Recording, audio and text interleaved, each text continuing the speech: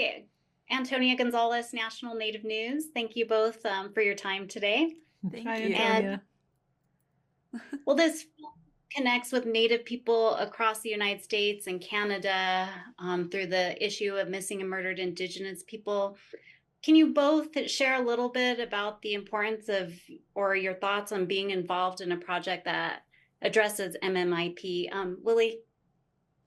Yeah, I'm very grateful that this film exists, that it's found its home with Apple, because I feel like, we're very, you're hard pressed to find any Indigenous person that's not touched by this epidemic.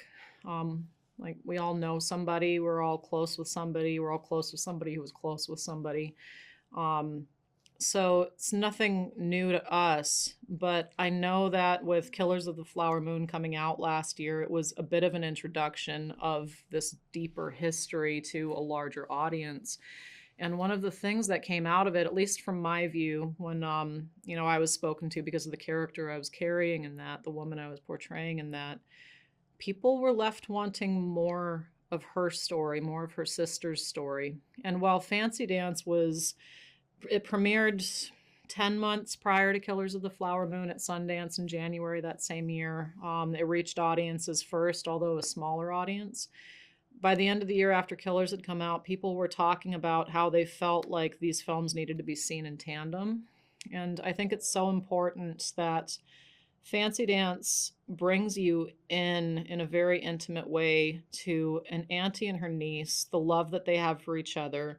You feel the grief of the third missing woman in this narrative. We got to build our relationship with Holly Sue Gray, who is Tawi in the film, was our Fancy Dance teacher for the weeks prior to us filming, and the three of us really got close in those few weeks. So when it was time to film and suddenly Holly's not there, it was very clear to us what that absence, was. So, and then when the audience is invited into this story, I think it's a very important way to approach this issue because we don't show any bodies being brutalized. It's not about the ins and outs of the case. Nobody's trying to prove Tawi's humanity. It's you learn about her and how missed she is, how valued she is, how loved she is by her absence and by the people who miss her. You see what happens in reality, that it's women and people from our own communities who take up the grassroots initiative to search for our missing relatives. When the jurisdiction falls with the FBI, they're not the ones that are taking the necessary action. So it's a way of learning about this epidemic in a very compassionate way, a very inside out way. You learn about the inequities through the obstacles the characters face. It's a way that I think is so vitally important because you can read about statistics, you can know that it's a travesty, that it's an injustice, but to really feel it and to see how that plays out, the ramifications it has on a whole community, I think it's one of the reasons I make film. I make films. And Isabel? I mean, Roki, she's not in denial, but she has hope that her mom is coming back and that, they're all going to be together again, and getting to play that sort of hopefulness and light, it was really an honor because that's such a vital part of their relationship is that joy that they have.